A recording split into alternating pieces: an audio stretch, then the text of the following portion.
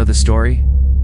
A family moves into a beautiful, sprawling farmhouse, only to be tormented by a relentless demonic entity. It's a terrifying tale that became a billion-dollar horror franchise, The Conjuring. But the movie, with all its jump scares and shocking visuals, is a work of fiction. A dramatization of events that were far more complex, and in some ways, far more terrifying than Hollywood could ever imagine. This is not the movie's story. This is the truth behind the haunting of the Perron family. This is the real Conjuring House. In the winter of 1971, Roger and Caroline Perron, along with their 5 daughters, were looking for a fresh start.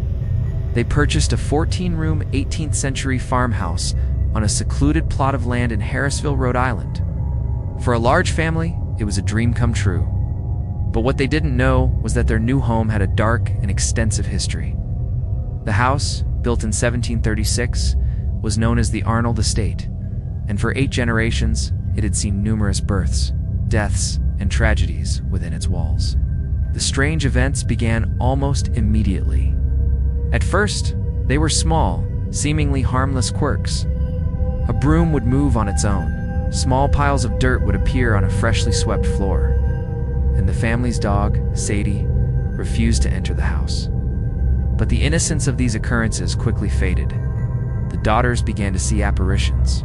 Christine, one of the younger girls, saw a woman in a long dress kissing her goodnight. A benevolent spirit, she thought. But not all the spirits were so kind. The paranormal activity escalated, and Caroline became the primary target. She began waking up every morning with new, unexplained bruises on her body. The family reported a foul odor of rotting flesh that would suddenly fill a room before disappearing. The feeling of a cold, menacing presence was a constant companion in the house, especially in the basement. The most infamous event, however, was a physical attack. While resting on a couch, Caroline suddenly felt a searing pain in her calf. She looked down to see a perfectly circular wound bleeding, as if she had been stabbed by a large needle. This was no prank. This was no imagination. This was a clear act of malevolent aggression. This is when the family knew they couldn't handle this on their own. They needed to find someone who understood what they were up against. Out of desperation, the Perrons contacted the now famous paranormal investigators Ed and Lorraine Warren. The Warrens were a polarizing duo, with some seeing them as heroes and others as opportunists. Regardless, their involvement in the Perron case is what cemented its place in paranormal lore. Lorraine, a self-proclaimed clairvoyant, immediately sensed a dark entity. She claimed the house was home to numerous spirits, but one stood out as the most powerful and malevolent. Lorraine identified her as the spirit of Bathsheba Sherman, a woman who lived in the 19th century and was rumored to be a witch. The Warrens' investigation brought the activity to a fever pitch. In one instance, a séance was performed in the house, an event that became the climax of the Hollywood film. This is where we must open the Phantom Archives and dissect the truth from the legend. The film tells you that the Warrens performed an exorcism that saved the family, but according to the Perrons, that never happened.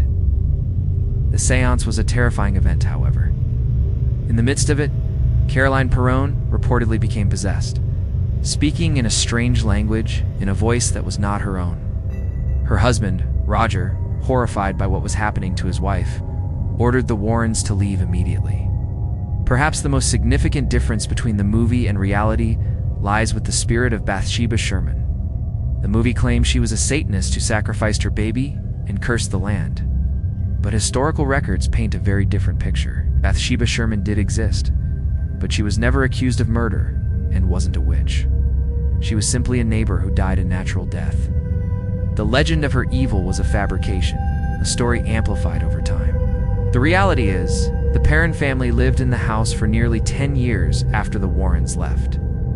They weren't saved by a dramatic exorcism. They simply had to live with the terror until they could afford to sell the house and move away in 1980. The story of the Perron family and the real Conjuring House continues to captivate. The house itself has become a destination for paranormal enthusiasts. It was owned for a time by paranormal investigators who opened it up for tours and overnight stays. And it's now a place where people can come to experience the lingering energy for themselves. The house and the true story of the Perron family serves as a powerful reminder. It tells a more compelling tale than any movie could. A story of a family that lived for a decade with a true mystery. A relentless force that was never fully understood or defeated. What do you believe? Is it a genuine haunting? A prolonged psychological torment? Or something else entirely? Whatever the case, the story of the real Conjuring House reminds us that sometimes the truth is far more unsettling than anything we could ever see on a movie screen. If you enjoyed this archival deep dive, subscribe to Phantom Archives for more chilling stories that lie beyond the veil of what we know. Hit the notification bell so you don't miss our next video. Till then, keep an open mind and watch your back.